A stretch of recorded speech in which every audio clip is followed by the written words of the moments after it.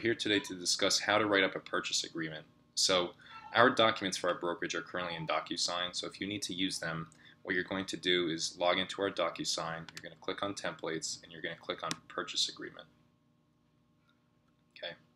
When you get here, you're going to click Use, and then depending on how many clients you have signing, you're going to edit this next page.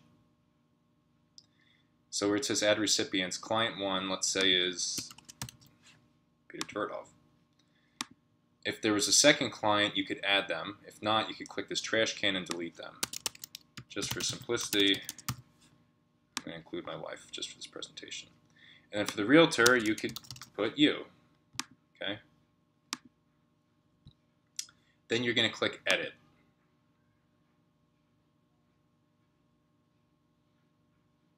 You're not going to add any documents. Then you're going to click Next.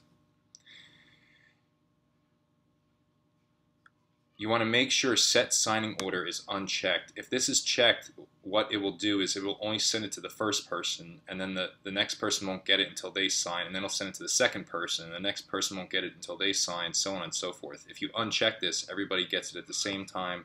You will get the document filled in quicker. So now we're going to click Next, and the contract should pop up like it has right here. So the contract is basically already filled out. There is not a whole lot for you to do, but we're still going to go through it anyway. So the first page, if you're representing the buyer, it's going to check off that you're representing the buyer, not the seller. If you're representing both parties, you would check off where it says both buyer and seller. The buyers are going to sign and date. You're going to sign as the selling broker because you're not the listing broker, you're the selling broker. I know it can be confusing. And you're going to have your full name there, which is already automated. The next page is the contract. The buyers already have their full names generated. The address, this is an area that the buyer would fill out, although I like to fill it out just to make their life easier. On the sell side, you're going to put the seller's name, which you could get from the tax records, the seller's address, where you could get from the tax records. I want you to put in the property address, the town that the property is in, the county the property is in, the block and lot number, which you could also get from the tax records. Then down here you're going to put the purchase price. Initial deposit, I usually recommend you put 0. Additional deposit, whatever the amount the buyer wants to put there. The mortgage amount, if it's cash, type in cash here. And then the balance of the purchase price that they will need to bring to closing. Then there's already initials set up for both buyers at the bottom of the page. And at the bottom of every page, the buyers have to initial. On the second page, we automatically check off that the deposit is going to go to the buyer's attorney. We do not like to hold funds in escrow, so we strongly recommend that the buyer's attorney or the seller's attorney hold funds. And that's spelled out here as to who's holding the escrow. Again, down here is where you're going to fill out mortgage information. You're going to fill out the amount of the mortgage, the terms, is it 30 years, 20, 15, and then you're going to check off, maybe it's conventional. If it's something else, you could drag it to FHA, VA, you could drag it to other if it's cash or seller financing. This box is you're going to put the closing date, when you think the closing date is estimated to be. A good rule of thumb is a minimum of 30 days and usually 45 or even 60 days in some cases. Again, they're going to initial at the bottom of page 3. Items excluded from sale. I usually leave this blank, but what you could do is you could add a text. You could click here to add a text box and just type in as per MLS and whatever the MLS number is. Because sometimes a seller will want to take the refrigerator with them or the washer and dryer, so you want to make sure that's spelled out. Again, they initial at the bottom of the page. Keep going to tenancies. If it's not applicable, you keep going. If it is applicable, you drag this over. And then in this box, we usually put tenant information to be furnished during attorney review. It just makes life a lot easier. The lead-based paint disclosure, if the house is built before 1978, you're going to check this off. You will then need to get the lead-based paint disclosure from the seller. It's usually on the MLS listing. If it's not, just ask the seller for it and make sure you have that filled out. Don't fill it out first. We need to fill it out.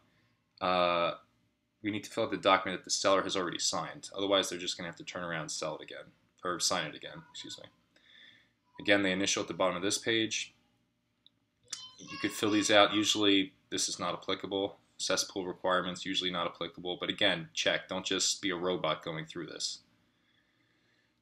You're going to initial at the bottom of page 6 here, bottom of page 7. A lot of these pages you're just initialing. Bottom of page 8, bottom of page 9, bottom of page 10. Okay, now you get down here, you're going to put in some broker information. You work for Tverdov Realty LLC, your full name, you're operating as the buyer's agent, or again as a disclosed dual agent if applicable. Then you're going to put the broker's information here. So you'll get this from the MLS, but you should be able to figure out who the listing firm is, their license, the listing agent, the listing agent's license, their address, phone number, email, etc. Then down here, a lot of this information is already filled out. So, it has my license. You're going to want to delete that out and put your own. It has my cell phone. You're going to want to delete that out and put your own. Same thing with email. Then you input whatever the commission split is. We don't have a fax number in case anybody was wondering. Again, the buyer initials there. You're going to disclose if the buyer or seller is a licensed real estate agent. Usually it's not applicable. They initial the bottom of page 12. Then here's basically the end of the contract. You will put in any additional contractual provisions here. So that could be if you're saying the buyer will take the property as is and do a home inspection for their knowledge only, or the buyer will take the property, will be waiving the appraisal on the property, or what I like to put is upon acceptance, the seller will take the property off market and have no further showings. And those are things you could talk to me about or talk to any of our realtors about in addition to your client with what they want to do. And both buyers sign here, date. Actually, this is wrong. This is supposed to be here. There we go.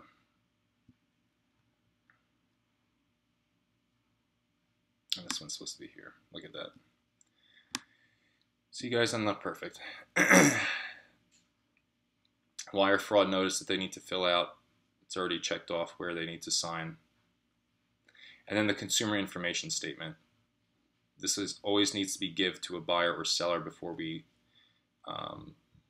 do any sort of real estate or sign any sort of contracts or even talk about selling or buying real estate. So this is already pre-filled out. This is the brokerage. These are the 2 spots for the buyers to sign. This, you will put your name. This is the name of the brokerage. This is already checked off. This is dated. So once everything's filled out, you'll click Next. Now I have this under a different format, but what will happen is there'll be an option to, actually let me do it here so you can see. There we go. There'll be an option to send this. So you might change the subject to 123 Main Street contract and just put whatever message you want to put here, click Send, and then it will go out and be sent for signature. So that's really it in a nutshell, guys. If you have any questions still, feel free to reach out to me or watch this video again, but it is pretty straightforward, and hopefully this helps you.